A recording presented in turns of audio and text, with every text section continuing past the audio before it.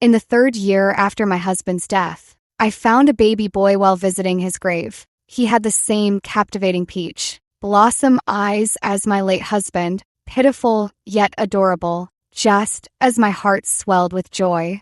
I looked up and saw a string of text. Don't pick up that child. Side character. It's the illegitimate son your sister, in law, had out of wedlock. Her claim of retreating to the nunnery to pray for her deceased brother was a lie. She was hiding away to secretly bear a child with her lover. I'm speechless. First time seeing protagonists like this. The female lead has a child out of wedlock and dumps him on her widowed sister, in law, while the male lead becomes a bandit under the guise of robbing the rich to help the poor. They live carefree for over 20 years, then swoop in crying to reclaim their son after he tops the imperial exams, even leeching off his official status to become respected gentry. Seriously, what messed up morals? TSK.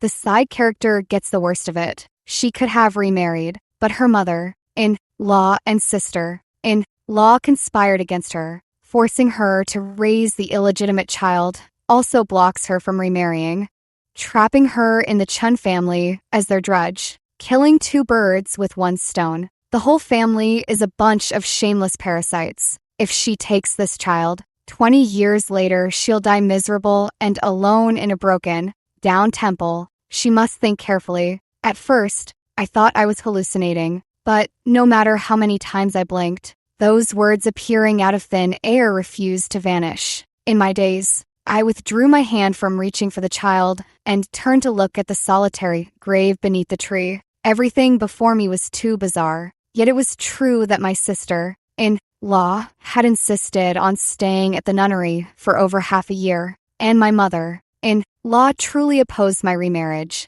Ethan Chun had been dead for 3 years. I had mourned him at the Chun family for 3 years, caring for his widowed mother and young sister. Though life was tough, I persevered, holding on to the bond we shared as husband and wife. Yet, our dynasty has always encouraged widows to remarry, and my own parents, heartbroken for me, had long hoped I would find a new marriage. Just days ago, my mother came specially to see me, saying Scholar Wong from the neighboring village had returned from his studies and, hearing of my widowhood, intended to propose, urging me to consider it carefully. Torn with indecision, I came to visit Ethan Chen's grave on the anniversary of his death, hoping to confide my thoughts. Little did I expect to encounter such a strange and eerie occurrence. According to these strange writings, after I took this child in, I registered him under Ethan Chun and myself. For over 20 years, I remained a widow in the Chun family, toiling tirelessly to support his education and imperial examinations. Later, when the adopted son achieved the top scholar rank, my sister, in law, and her lover returned to claim him, even accusing me of having snatched her child. The ungrateful wretch, believe them, performed a return to ancestral roots act, and I became the villainess who stole a child, scorned by all. In the end, that thankless creature took his birth parents and my mother, in law, to the imperial capital to live in luxury, while I, driven mad, wandered the streets and eventually died miserably in a dilapidated temple. Could this be a warning from that heartless, ill-fated soul, unable to bear my wretched fate in later life? I scoffed softly. Regardless, I naturally wouldn't waste this inexplicable kindness from wherever it came. A gust of wind swept through, whipping up countless snowflakes. I choked on the air and coughed uncontrollably, hastily pulling my hat tighter over my ears. The crying was torn apart by the howling wind, gradually fading beyond hearing. In these times, it's hard enough to support oneself, let alone raise an abandoned infant, endure all hardships to bring them up, provide education, and help them succeed. I can't even imagine how bitter those 20 years would be. So be it. No matter whose child this is, consider me cold-hearted and ruthless. I slung the basket back over my arm and hurried away with my head down. Yet, from the corner of my eye, I glimpsed those strange characters still flickering in and out of sight, not picking it up. Good. That way, you can remarry smoothly and escape that family of vampires. Wait, are you really going to leave a month-old baby to die in the winter? That's not right. Isn't it too cold-blooded? What's not right about it?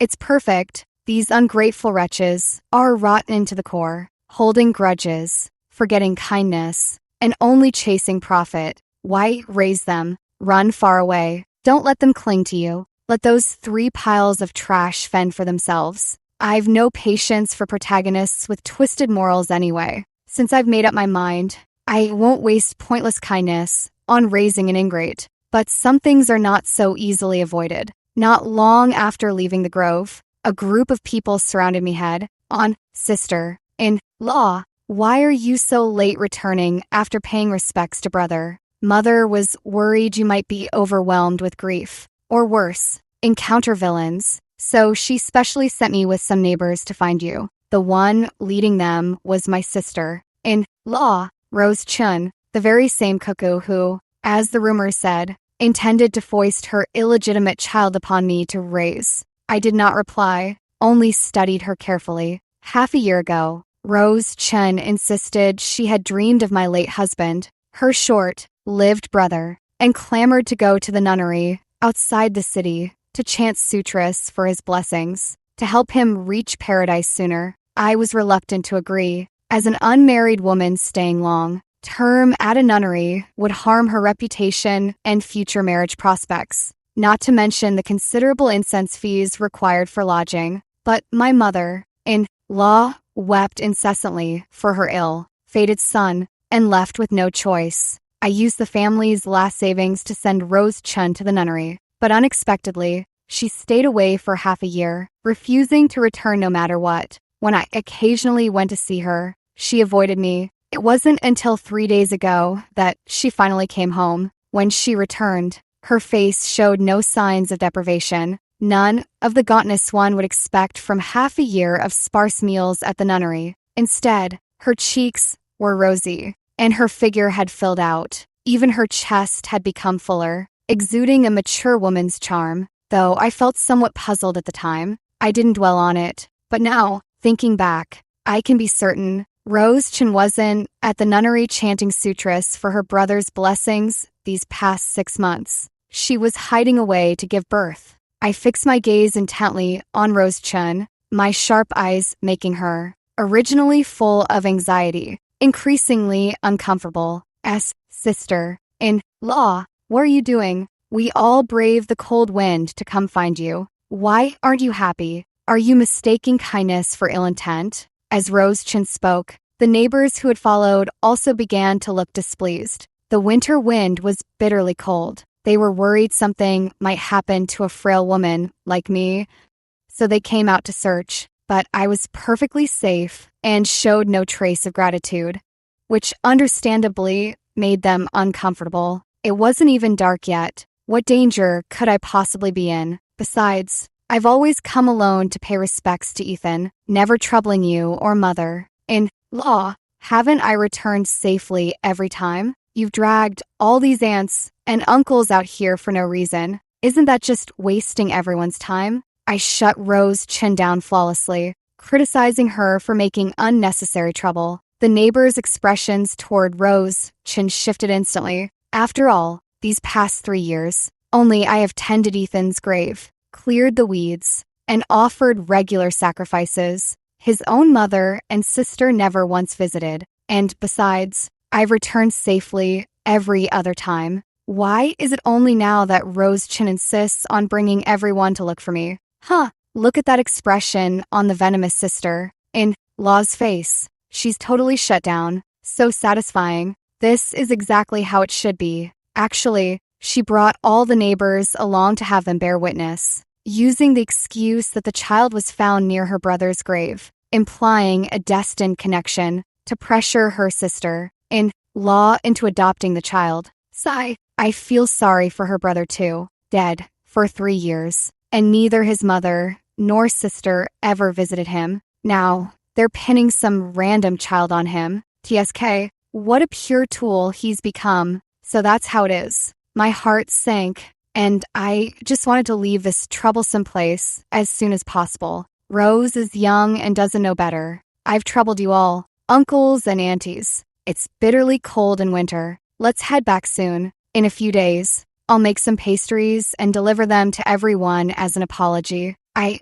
ushered the neighbors toward home, pretending not to see Rose Chen's anxious expression. Seeing me determined to head home, Rose Chen grew somewhat frantic. Sister-in-law, do you hear that? It sounds like a child crying. In this freezing cold. If there really is a child, how could they endure it? Let's go check. By now, the biting wind had died down, and the faint crying grew slightly clearer, though much softer than it had been at first. Rose Chen grew even more frantic, trying to drag me toward the source of the crying, but I stood my ground firmly and pulled her back instead. Having done manual work at home for years, I was naturally stronger than Rose Chen. Honestly, in such freezing weather, what kind of heartless, cold-blooded monster would abandon their own child in the wild? If they really did, it's probably because they couldn't afford to raise it and hoped the child would die quickly and be reborn sooner. I sneered coldly, unmoved,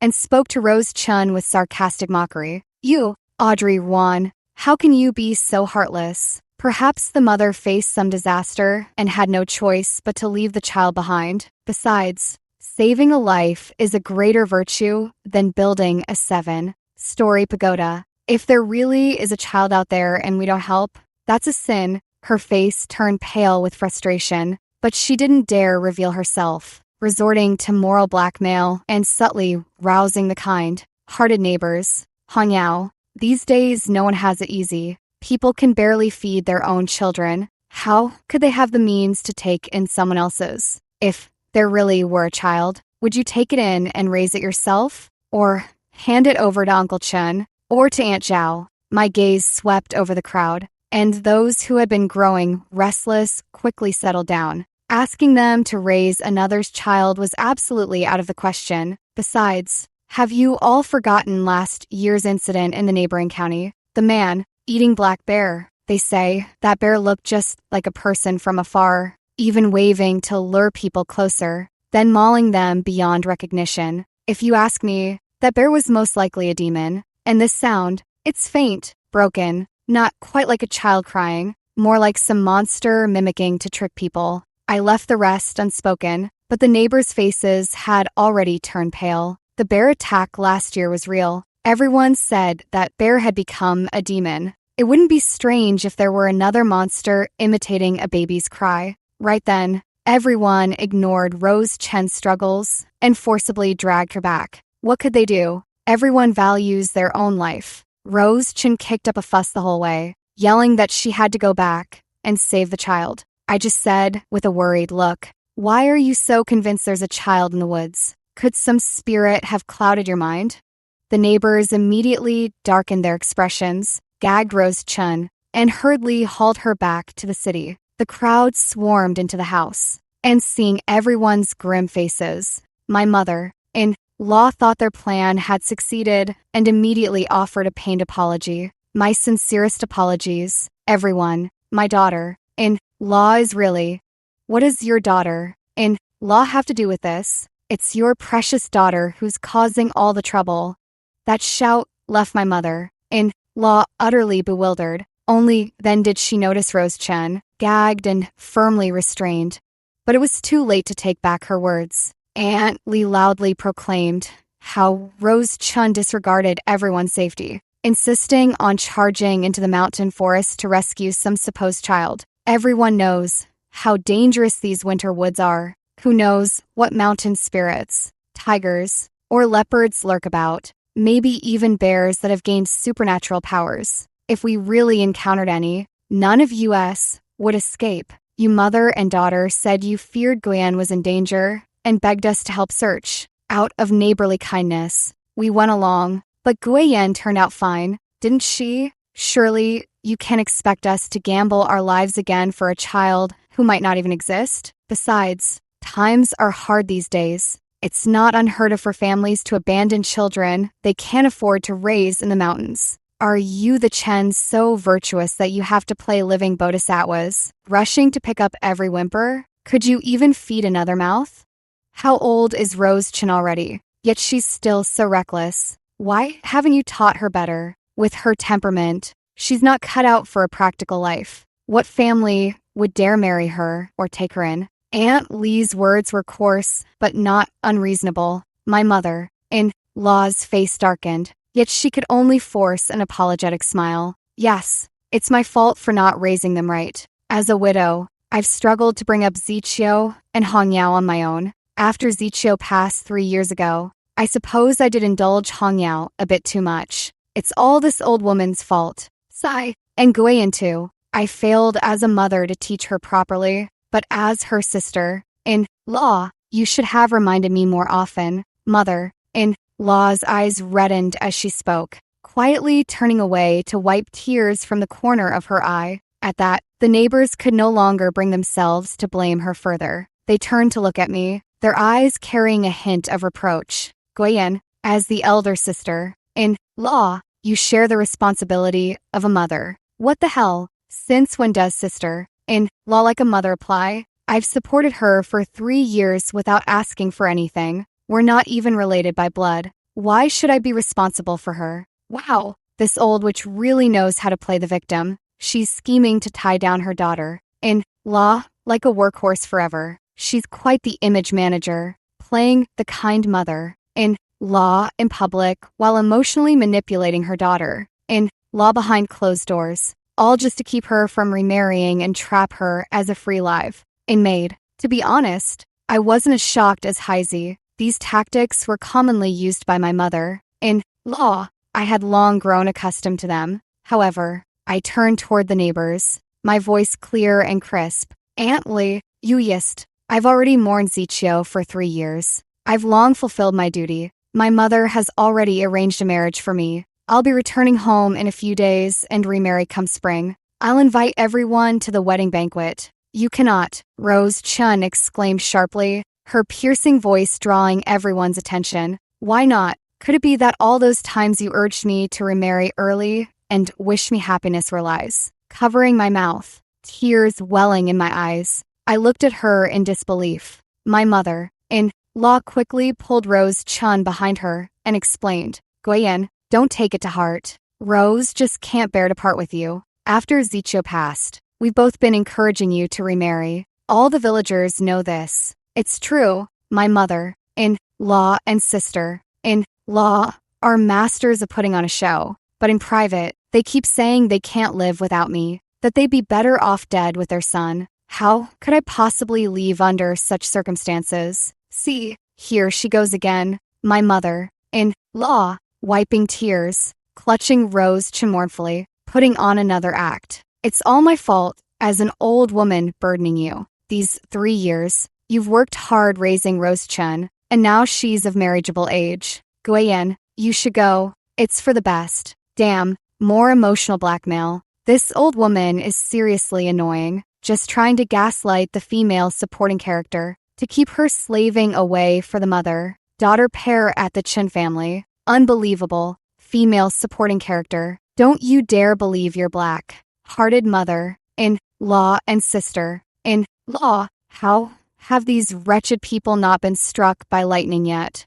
Exactly. Actually, the old woman knew all along about her daughter's affair with the bandit and even covered for them. They met at the tea house just yesterday. She's only pushing to have the child raised by the female lead because she's afraid her daughter marrying a bandit will bring disaster. This was the old woman's idea from the start. With this miraculous black text as a reminder, I once again saw through my mother-in-law and sister-in-law's schemes with crystal clarity. Taking a deep breath, I spoke with a faint, ambiguous smile. As you've said, Mother, Rose is grown and should marry. Doesn't she often claim she'll take you along to her marriage so you can live well? Surely she can't drag her widowed sister-in-law along too. Since Rose's happy event is near, it's best I leave the Chin family early, lest I ruin her marriage prospects. You're talking nonsense. I never. Rose Chun tried to refute, but I gave her no chance. Gripping her hand, I said cheerfully, I've seen you embroidering men's insoles at night. This is joyous news. Why hide it? As long as the man treats you well, his family's status matters little. Speaking of which, at the tea house yesterday, I vaguely saw you and Rose meeting a certain, realizing what I was about to reveal, my mother-in-law quickly restrained the furious Rose Chun and loudly cut me off. Guiyan, you're absolutely right. Rose did say she'd take this old woman along when she remarries. Having such a wonderful daughter-in-law like you and such a filial daughter like Rose, I must have accumulated blessings from 3 lifetimes. Rose Chen's lover is a bandit, so mother-in-law dare not expose this matter. She could only grit her teeth and relent, permitting me to return home and remarry. The neighbors looked at each other, feeling this whole farce was utterly baffling, yet they still congratulated me on my impending happy occasion. I didn't hesitate either, directly returning to my room to pack my things, intending to leave the Chun household early the next morning. As I departed, though Rose Chen's face was full of resentment and defiance, under mother-in-law's forceful pressure, she managed to squeeze out a smile. Mother and daughter both forced stiff smiles as they saw me off from the Chin family. My parents live in a village near the town, just half a day's walk away. My father and mother were quite relieved to see me return. It's enough that you're willing to come back. Watching my parents silently wipe away tears, I sighed quietly to myself. After Ethan Chen's death, my parents urged me to leave the Chin family once the mourning period ended, but I kept refusing. Had I not seen those suddenly appearing subtitles, I would have remained in the dark, toiling away for the Chun mother and daughter as they planned, for the rest of my life. Eventually, I would have been scorned by all, dying mad and alone in a dilapidated temple. Those black characters didn't mention what happened to my parents either, but I imagine they were probably burdened by my disgrace for life, never able to hold their heads high again. I'm back. Yenner, that boy from the Wong family, he said he wants to see you. I nodded briskly. Whatever you arrange, mother and father, I'll follow your wishes. Perhaps fearing I might change my mind, my parents had Scholar Wong visit the very next day after I returned home. Guiyan, it's been a long time. A tall, straight-backed man stood in the courtyard. Hearing the noise, he turned around, revealing a familiar face. Arthur Wong, my childhood playmate, stood before me once more, only now even more handsome than before. Although Arthur Wong was from the neighboring village, he attended the private school run by my family. My father, a scholar who failed to pursue the imperial exams due to poor health, instead opened a private school in the village and took in students. Arthur was my father's prized pupil and my childhood sweetheart. Back then, my father had intended to matchmake us, but in the year I came of age, he left for the provincial exams, promising to propose upon his return, regardless of the results. Yet, an unexpected turn of events occurred during those 2 months. I rescued Ethan Chen, who had accidentally fallen into the water and was seen by others. Rumors spread that we had been physically intimate, and Ethan's mother came directly to propose marriage. Under the weight of public opinion, my father had no choice but to consent to the union. By the time Arthur returned as a successful candidate, I was already married, leaving no reason for us to meet again. As for him, I only heard he stayed home briefly before embarking on scholarly travels, returning to the village not long ago to prepare for the imperial exams in the capital. Now, it feels like a reunion of old acquaintances. When he invited me for a walk, I did not refuse. I'm sorry if I had returned earlier back then, or if I had come back even once these past 3 years and known about you. We wouldn't have missed so much time. I sincerely wish to marry you. It was true 3 years ago, and it remains true now. In this lifetime, you are the only one I want to wed. Will you marry me? Arthur Wong before me gazed with earnest eyes, laying his most direct and fervent heart bare before me. I slowly curled my fingers. All right, gradually, we went from initial awkwardness to familiarity, and our conversations grew more frequent. It was as if all those years we had missed simply vanished, and we were just like we had been in our youth. But I never expected Arthur Wong to be so impatient. I had only been home for 5 days when he came to propose. Without the slightest hesitation, my parents were overjoyed and quickly invited him into the courtyard.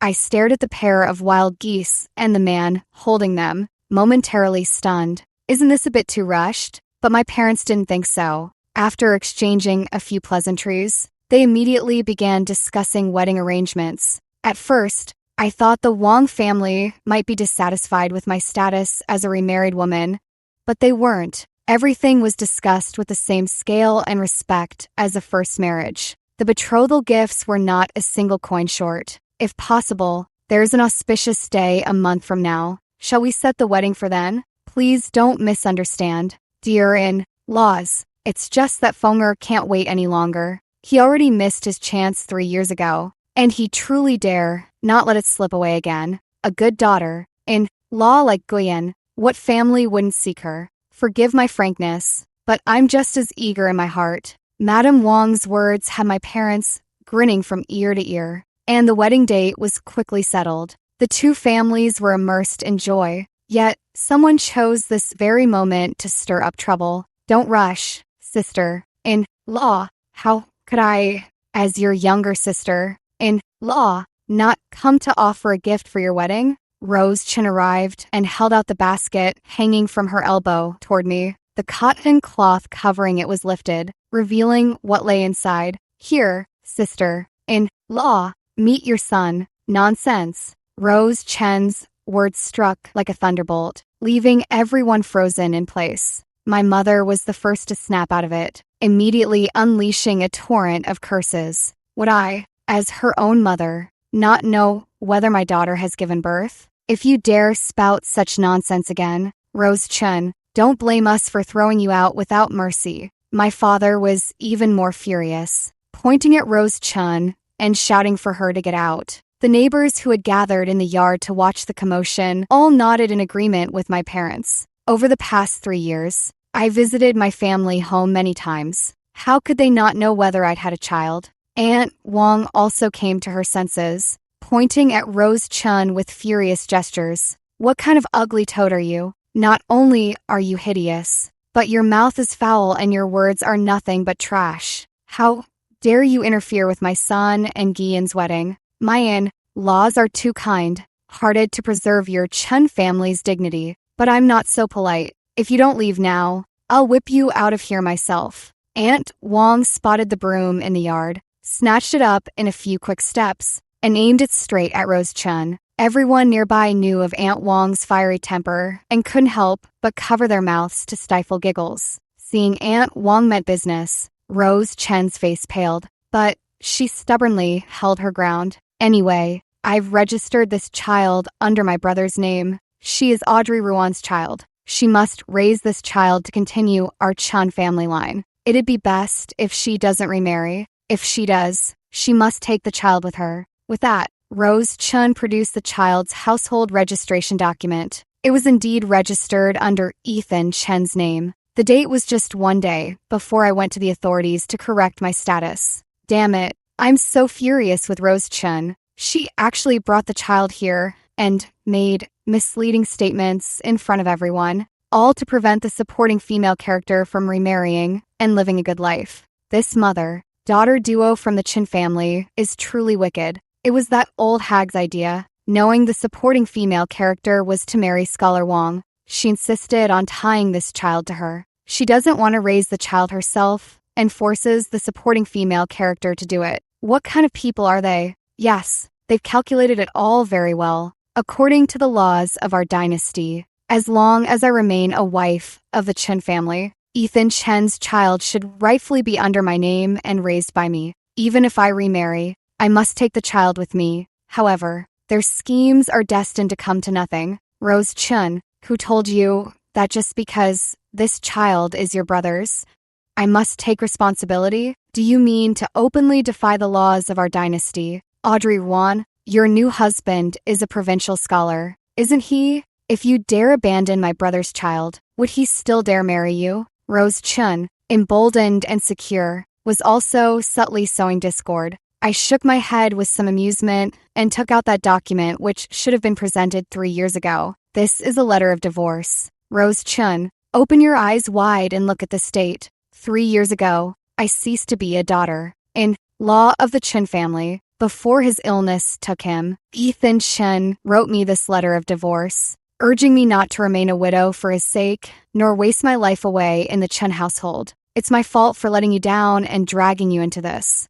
I've already reported to the county office and spoken with the village chief. Guiyan, you're free now. Ethan Chen slowly raised his hand and placed it on my cheek. Don't cry. If there is a next life, I will work like an ox or horse to make up to you. Ethan Chen was a good man. I always knew that. His only mistake was not objecting when his mother came to propose marriage, claiming we had been intimate and insisting I marry him. He was fond of me, and out of selfish desire, he wanted to marry me, vowing to treat me exceptionally well in the future to make up for it. And he truly did. In public and in private, he treated me with utmost kindness. I had already resigned myself to fate and intended to build a life with him. Unfortunately, he was frail by nature. Though I saved him from drowning that time, his health never recovered. He fell gravely ill and passed away just half a year after our wedding. Before he left, he confessed his regrets,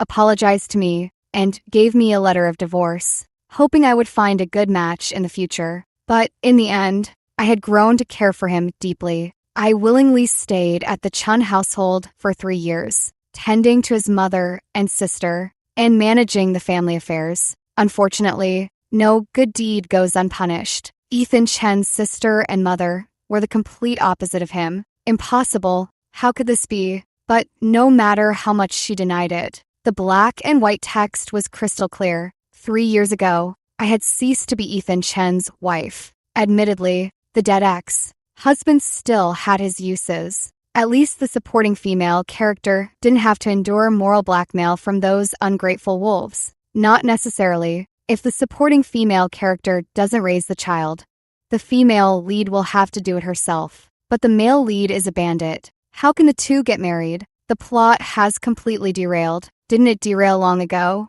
Though I don't know what the supporting female character discovered. Not raising this child is the right call. Why should supporting characters always be bled dry by the leads? If they had just honestly told her the truth, it wouldn't have been so disgusting. Exactly. Just because Rose Chun is the female lead, does that mean she can do whatever she wants? Treating her brother and sister in law's blood bags. Later, the bandit gets recruited into the army, becomes a minor general, and the couple returns home in glory with a free top scholar son, living happily ever after. Why should the supporting female character suffer so much? If only someone could destroy that bandit den and that nunnery where they carry on their affair. It's a nest of thieves, a hiding place for their loot. Destroy it all, and see how that adulterer and Rose Chen can keep up their schemes. Yes, solving it at the root would be best. I was still deep in thought when Rose Chun suddenly lunged at me,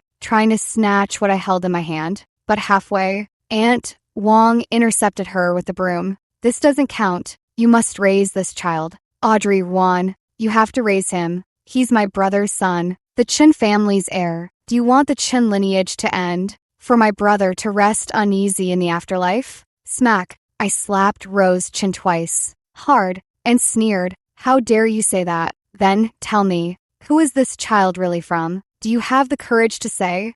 You don't, because this child is yours, born from your affair with the bandit in that nunnery. Rose Chen's face paled drastically. She had no idea how I knew so much. But under everyone's suspicious gazes, she immediately put on a new face. What nonsense are you spouting? I haven't even been betrothed yet, and you dare slander my virtue like this? Audrey Wan, I never imagined you'd go so far to avoid raising this child. You're practically driving me to my death. She covered her face and wept, relentlessly accusing me, perhaps connected by heartstrings. The child began crying along with her. Audrey, isn't this too harsh? We can refuse to raise the child without tarnishing someone's reputation. Indeed, and the child is still small. An extra mouth to feed isn't much burden. We can return him to the Chun family when he's older, and we villagers can all lend a hand. The uncles and aunts in the village ultimately softened their hearts, and even my parents showed hesitation. Amid her tears,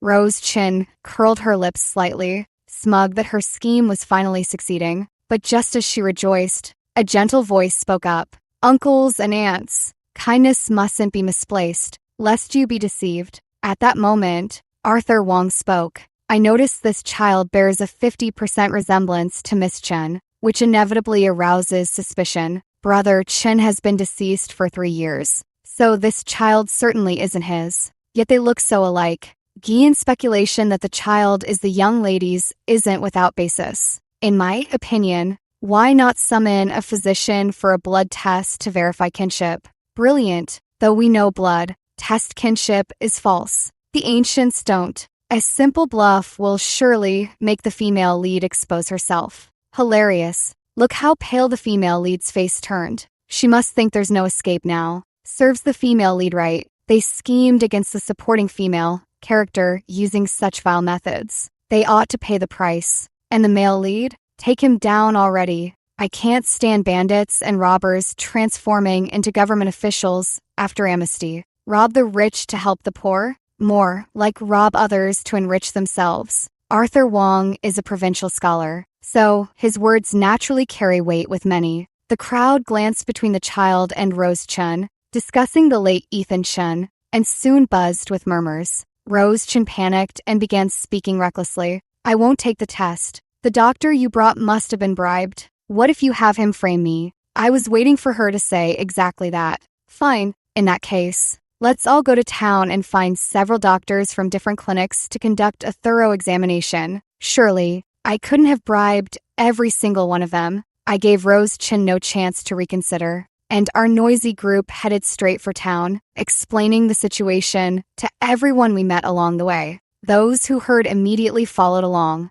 The commotion grew larger, and soon nearly half the town knew the reason behind this blood test. Rose Chen was completely out of options. She couldn't escape even if she tried, and could only pin her hopes on others. I pretended not to notice her signaling to someone in the crowd, found a clinic, and began the blood test right in front of everyone. No, you can't do this. Rose Chen still tried to interfere, but Aunt Wong and my parents held her firmly in place, unable to move. 2 drops of blood fell into the basin, one after another, and before everyone's eyes, they merged together. Well, still want to claim you found this child? You had an illegitimate child out of wedlock, through an affair, then register him under your brother's name, making me, your former sister, in law, raise him for you. Rose Chen, your heart is truly venomous. I laid bare everything Rose Chen had done, including how she abandoned the child in the snow,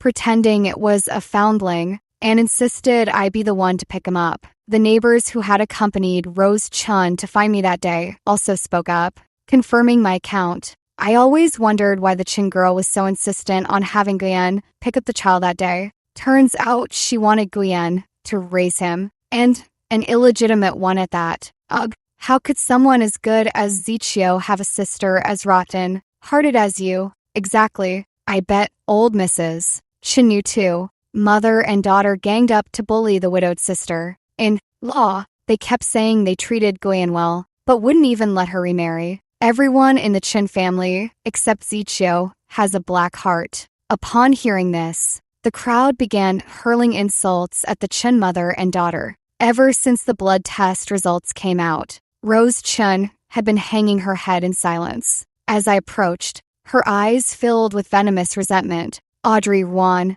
you brought this upon yourself. Everyone who insulted me today will die. You doomed them. When you descend to the 18th hell, you'll regret this. I scoffed, gripping her chin tightly. What, waiting for your bandit lover to play the hero and rescue you while looting the place? Rose Chen's pupils contracted, realizing I knew everything. She dropped the act entirely. My man is coming soon. He commands nearly 100 fierce men. If he wishes, no one in this entire town will survive. Beg for mercy now, and I might just what? Have your lover torture me to death and dismember my body? Sorry, he can't, because I revealed a malicious smile and slowly spoke, is already dead, beheaded on the spot. If you hurry, you might still catch sight of his head before the wolves drag it away. Oh right, and your mother, helping you send word to the bandits. That's at least the crime of colluding with outlaws. Impossible.